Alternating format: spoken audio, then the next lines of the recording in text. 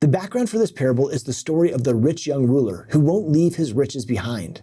After the rich man leaves, Peter says to Jesus, "Lord, we have left everything and followed you. What then will we have?" Jesus said to them, "You will have a great reward. But many who are first will be last, and the last will be first." Then Jesus gives the parable of the laborers and concludes it by saying that the last will be first and the first will be last. It's almost like Peter's wondering, hey, I'm working really hard to build your kingdom. What am I going to get? And Jesus says, you'll receive a lot of good things, but it might not turn out exactly the way you think.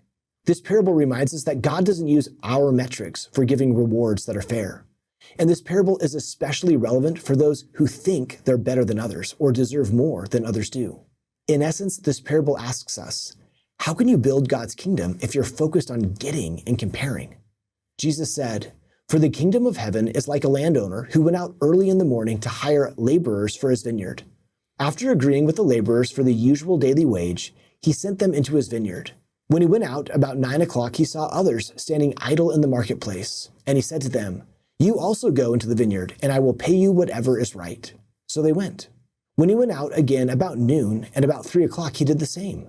And about 5 o'clock, he went out, and he found others standing around, and he said to them, 'Why are you still standing here idle all day?' They said to him, 'Because no one has hired us.' He said to them, 'You also go into the vineyard.' When evening came, the owner of the vineyard said to his manager, 'Call the laborers and give them their pay, beginning with the last and then going to the first.'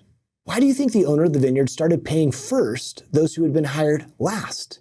As we'll see, this is going to cause problems. Did he want the first workers to see the wage that would be given to the last workers? Jesus continues, "When those hired about 5 o'clock came, each of them received the usual daily wage. Now when the first came, they thought they would receive more, but each of them also received the usual daily wage. And when they received it, they grumbled against the landowner, saying, 'These last worked only 1 hour, and you have made them equal to us who have borne the burden of the day and the scorching heat.' But he replied to one of them, 'Friend, I am doing you no wrong. Did you not agree with me for the usual daily wage? Take what belongs to you and go. I choose to give this last, the same as I give to you. Am I not allowed to do what I choose with what belongs to me? Or are you envious because I am generous?' We can sense the injustice felt by those who labored all day. Why should somebody who worked for just 1 hour receive the same payment they got? Of course, there's also the point, how do you feel if you're that laborer that nobody's hired?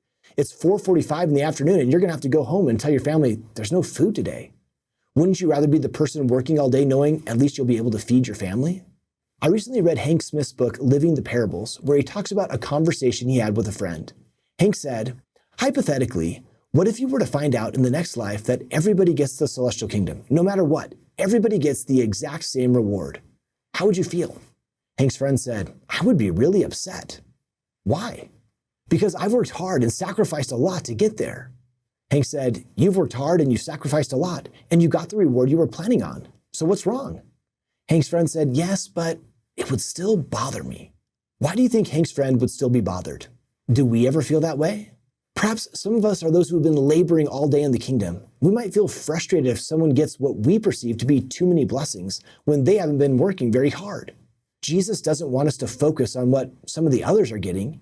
He wants us to focus on building his kingdom, not comparing what the different laborers in the kingdom are receiving.